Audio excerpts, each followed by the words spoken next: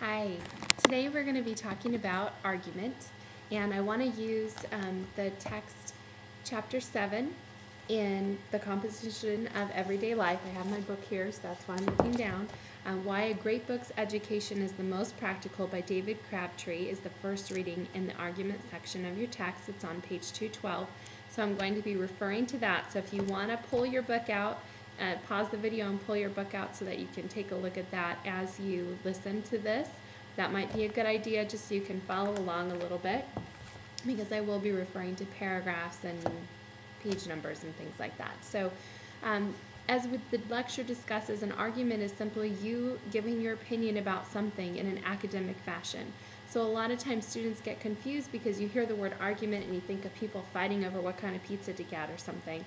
An academic argument is different than that type of argument, because in an academic argument your goal is not to win, it's not to get your way. Your goal is to persuade the people you're talking to that your opinion is worth listening to. And so in order to do that, you have to have a really good, strong reasons and support to back up your position. You have to carefully consider your audience and what their beliefs are. This is a key mistake that many students make, is they just give all their arguments for what they believe, but they don't consider the people who disagree with them. They need to do more than that for those people. So they disregard their audience, and that makes their argument ineffective, because you're not trying to convince people who already agree with you. You're trying to convince the people who don't. So this is what writing an argument is all about. You've got to consider your purpose and your audience, as well as how you present yourself, because if you are not credible and trustworthy, people aren't going to want to listen to you. Okay? So when you're writing an academic argument, the first thing that you're going to do, of course, is the introduction. So what you want to do is choose a topic that is interesting to you, something that you really feel strongly about. And it could be something political. It could be, Arizona's new immigration law. Maybe you feel really strongly about that.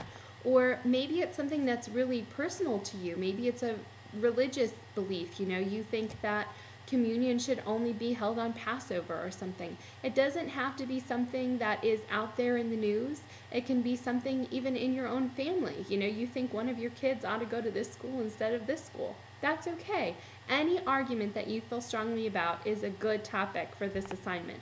What is not a good topic are those old high school topics that have been rehashed over and over again.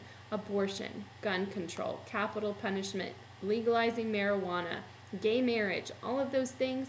Please don't write about those. Unless you have a personal investment, something new to say about those topics, not a good topic.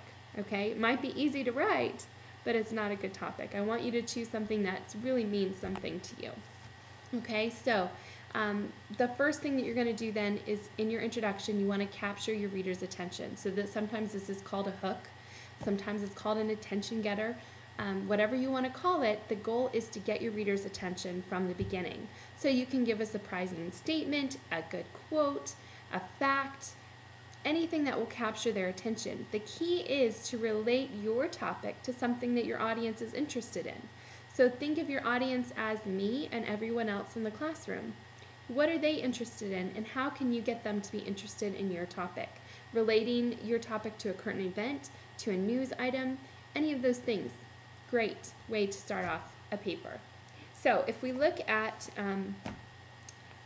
David Crabtree's article, the first paragraph, he just kind of jumps right in. He doesn't really have an attention getter, unless you consider Gutenberg College is a great books college to be an attention getter. It kind of grabs your attention because it's kind of a surprising statement, but he goes on to explain kind of what a great books college is, and that may not be exactly what you want to do in your introduction. Basically, your introduction, you're grabbing someone's attention, then you're going to link that attention getter to your thesis. And in your thesis, you're going to state exactly what your argument is. Don't ask a question. A question is not a thesis. A thesis is a statement of argument. So Gutenberg's Crabtree's thesis is, I am convinced, however, that a great book's education is not only practical, but in our day and age, the most practical education available.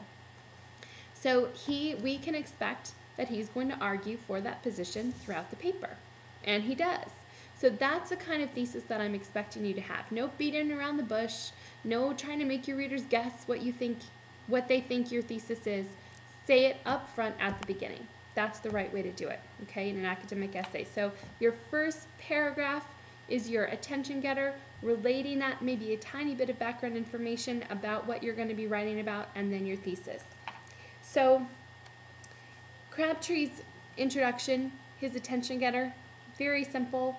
He gives a little bit of background information, says, when I tell people about Gutenberg College, one of the most common responses is, it's a good idea, but it's not practical. So he kind of gives a little bit of background information.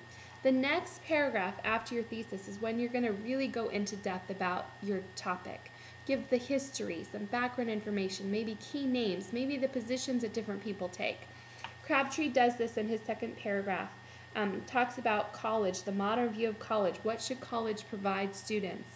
The common wisdom says the best way to achieve this goal is select a promising occupation and major in the appropriate field of study. So he goes on to say what that is. But then he gets back into his thesis at the end of that paragraph.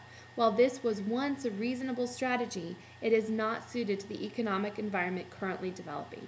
Okay? So even though you're giving background information, you want to slant that background information towards your thesis and what your viewpoint is. Okay? So in the next paragraph, paragraph number 3, he gives his first reason. And this is the next part of your paper. So you've got your reader's attention, you've told them what you're arguing, you've given them all the background information they need to know. Remember, assume that they don't know anything about the topic, so what do you need to tell them about it? And now you get into your reasons. Your reasons need to be stated as strong topic sentences. So his first reason is the world is changing at a bewildering pace. And so in this paragraph, you expect for him to give examples of the world changing. So he talks about developments in hardware, software. The rapid change has implications for the job market. And he goes on to say, how do we know that a high-paying job today will be high-paying tomorrow? So we have kind of an idea of where he's going with this argument. He's trying to show that the great books education is the best way to go. So then he gives several examples: a photographer, mid-management positions, medicine, computer fields, and talks about, in turn, how each one of those used to be a promising career that you would study for, and now those careers are very variable. You don't know that your job is going to be safe because technology is changing so quickly. You don't know when you're going to be phased out. So he talks about how that solid great books education is the most important way to stay prepared for any changes in the field. Okay, so he's clearly supporting his argument. Talks about unpredictability and how you need a different strategy. This is on page 213, on the second column, about the third paragraph down. That unpredictability calls for a different strategy in preparing for the job market. Rather than spending one's undergraduate years receiving specialized training, one ought to learn more general, transferable skills, which will provide flexibility to adjust to whatever changes may occur. So you go through here, he talks about why a great books education makes sense, and gives some very strong reasons for why a great books education makes sense. So this is how you organize your paper. You've got your introduction, you've got your background, and then you talk about your reasons. And all those reasons need to be connected back to your thesis. So one reason a great books education is practical is that this. Okay, so you're combining kind of your thesis and your new idea and relating them throughout. So once you've got all of your solid reasons and you've supported your reasons with examples, with facts, with statistics, with quotes from other sources, whatever you're going to support them with, you have your conclusion. Your conclusion should not just be a restatement of everything that you've already said. Your conclusion ought to be something new, surprising, something to take readers away with. So what Gutenberg says is a great books education is not for everyone. In order to benefit from such an education, a student has to be highly motivated, mature enough to realize the importance of such a focus, and self-disciplined. Whatever reasons one might have for not pursuing a great books education, it cannot be that it is not practical. So you see how he ends it up by kind of restating his thesis, but not word for word. He's not just rehashing his argument again. He's really saying something new. This is who a great books education is for.